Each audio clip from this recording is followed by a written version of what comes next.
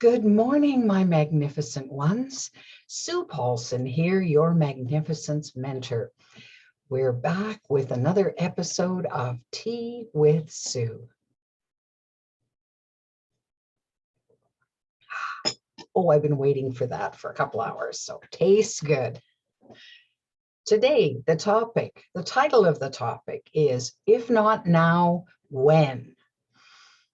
A dear friend of mine who a couple of years ago transitioned from life on planet Earth to the spirit realm. This was her favorite expression, if not now, when? It became a guiding light for her when she hit 50, because you know what happens when we hit these transition ages, 30, 40, 50, 60, 70, and so on. There's almost a pause, a time when we look at, oh, well, am I where I want to be in life at this point in time? Or have I done all the things I wanted to do yet? Or what more is there for me to do? So her pet phrase became, well, if not now, when? When will you do it? If you haven't done all the things you wanted to do, haven't achieved your heart's desire, or even started working on it, when are you going to do that? So it was about delaying what would be in our own best interests. I don't know about you, but I've done that lots, where I thought, well, I should be doing this first, and and this person needs me over here, and that organization needs me over there. I should. And I'm so busy shoulding on myself that I forget that I have hopes and dreams and wishes and things that would make me sing, make my life sing, and I'm not doing them. So, and time marches on, right? So pretty soon you get to a certain age and you go, well, too late now. And then we live in regrets. So I really want to focus today on having you explore that whole idea. So what's stopping you from getting your heart's desire? The thing or things or the people in your life that would help contribute to your health, your happiness, and your well-being. What's stopping you from moving forward with that? Well, I know for me, a lot of times it has been me in the way. I had fears, I had doubts, or I maybe express a cool idea to someone and they would say, oh, Sue, why would you want to do that? And then the naysayers would just kind of swamp my boat. And because I didn't have a lot of confidence to start with, then I would end up just not doing anything about it, or I'd put it off and I'd put it off, and then finally I'd go do something else. So, well, we do that, right? But I think we do that to our detriment far too often. We tend to put ourselves second, third, fourth, fifth, sixth, seventh in line. And then the resentment sets in because I know I spent a lot of years saying, well, when is it my turn? Well, it's my turn when I decide it's my turn, not when nobody else is going to give me a turn. There might be the odd person out there who would say, okay, it's okay, get in front of me. But maybe there's still a lineup of 25 other people and they're going to stand their place in line.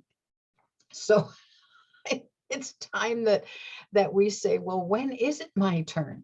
It's my turn when I decide it's my turn. And of course, anytime we come up with an idea that we say, wow, wouldn't that be the coolest thing ever to do or to have or to be? Well, if it just stays an idea, then it won't ever be real. So one of the phrases that I remember from out of my past was, a thought not turned into action never existed.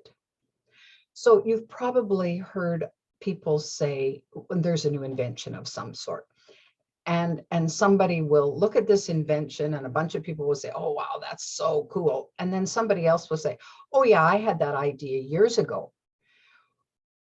Well, fine, but what did you do about it? Did you do anything about it? Well, no, oh, that guy stole my idea. Well, but you didn't put it into practice. You didn't take the steps to implement it and make that idea a reality. So somebody else did. So that's kind of what happens. Now, not that I think that we ever miss out on what's for our highest good, because I don't. I think that things come in their own time. And there's an interesting harmonizing that comes with being aware of what's going on in any particular circumstance.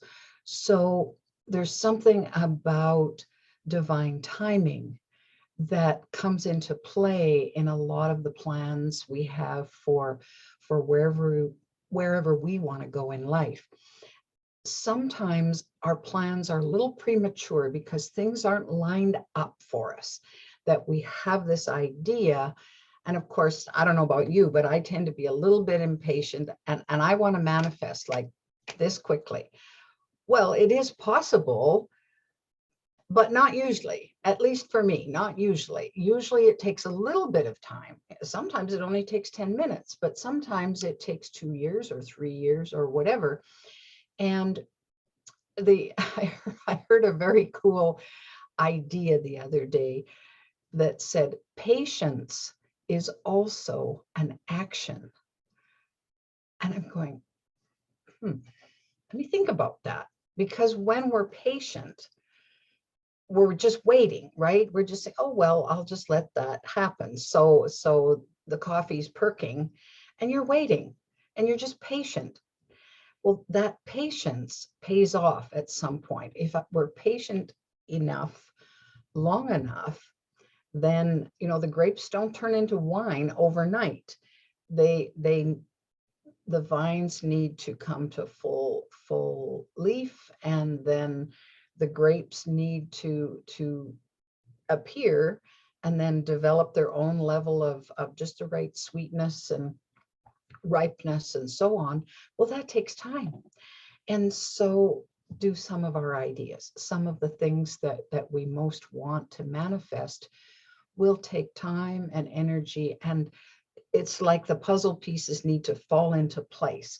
And sometimes we don't have all the pieces yet. So I think it's important to look at what's going on and poke at the resistance points. So where do I feel resistance in this whole scenario? And if you've checked and you genuinely believe that it's not you that's in the way, lots of times I'm in my own way, I'm stepping on my own hose, and it just doesn't work because I have things to clear out. Maybe it's some anxiety about it, some old fears, some old beliefs that I need to deal with before I'm able to allow the manifestation of whatever it is that I want. And that's on me, and that I can do something about, and I can do something about that usually right now. But if it's not that, then maybe there's something else that's at play that you can't know about. And so just allowing a little space and a little time to say, well, in the right time, it will happen. If that's, and I always have the thing of, if that's for my highest good, then it will come to be. I don't always know. In fact, I don't often know what's for my highest good. I know what my deepest desire is, and I know where I believe I want to go and how that would make me feel.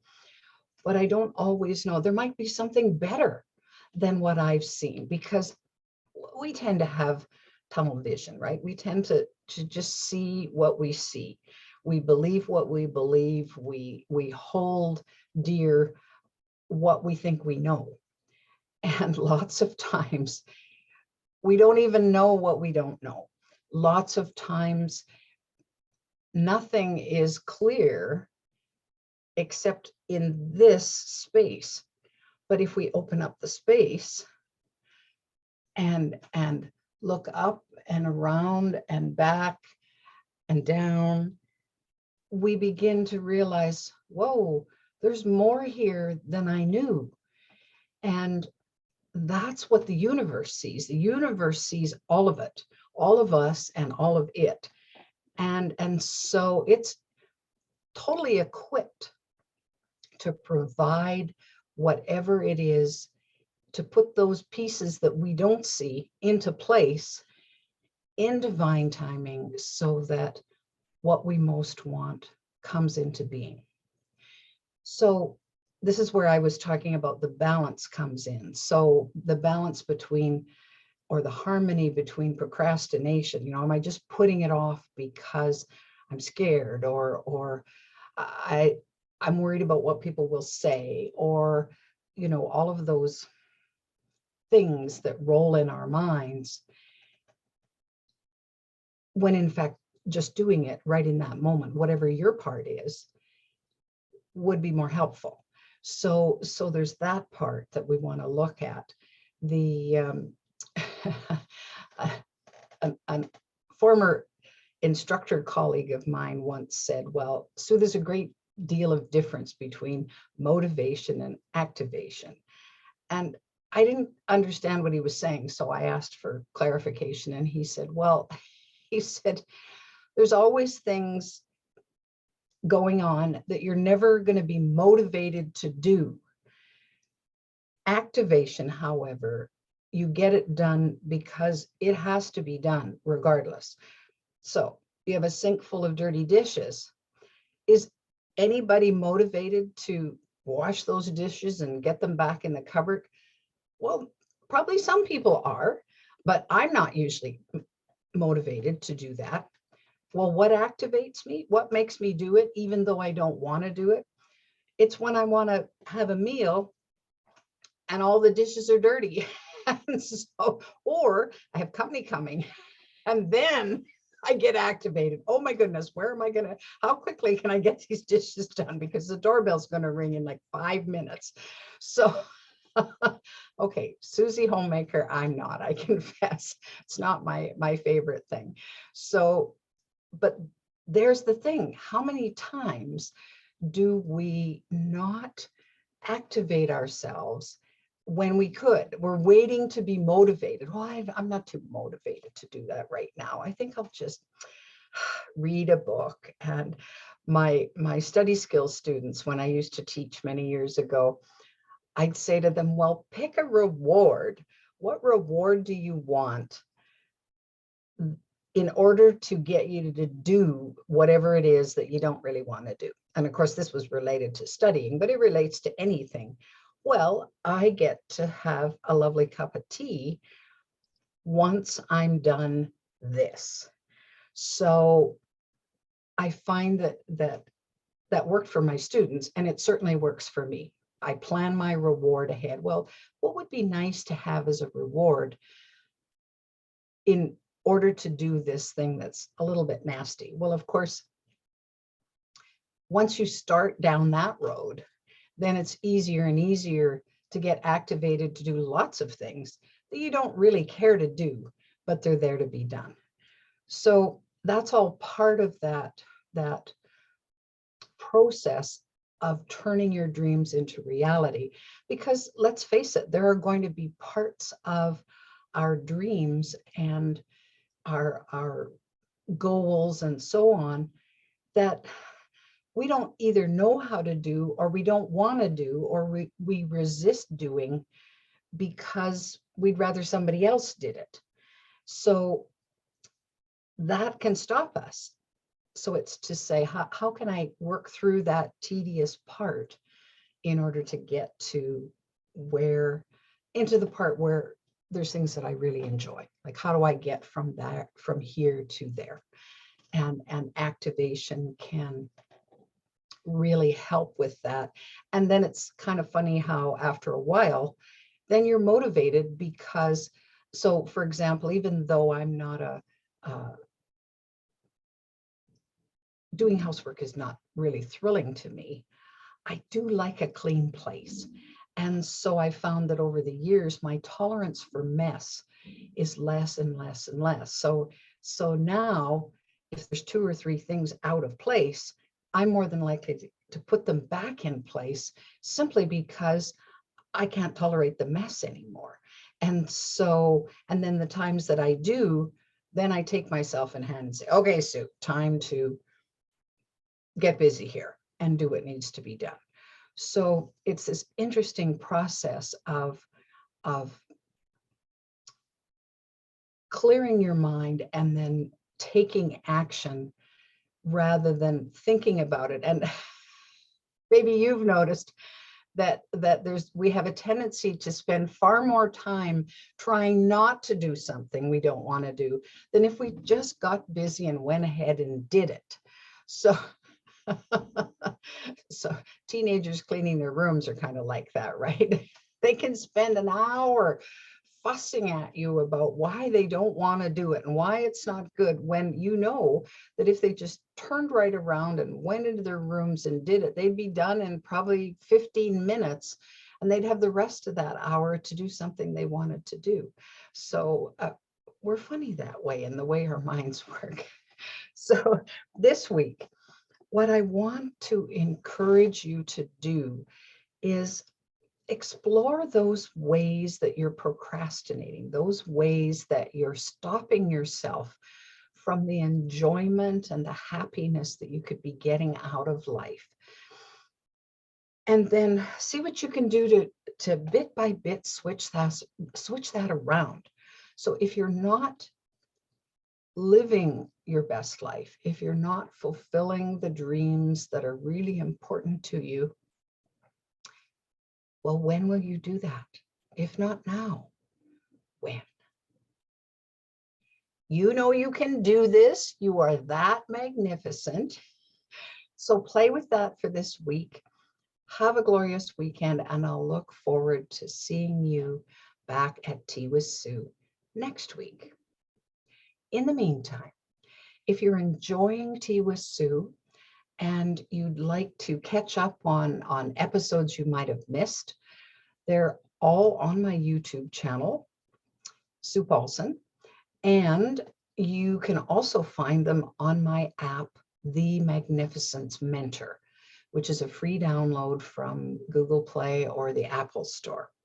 So if you become a free member on there, then it opens up all the content that's available to you. Take good care, my magnificent ones. See you soon.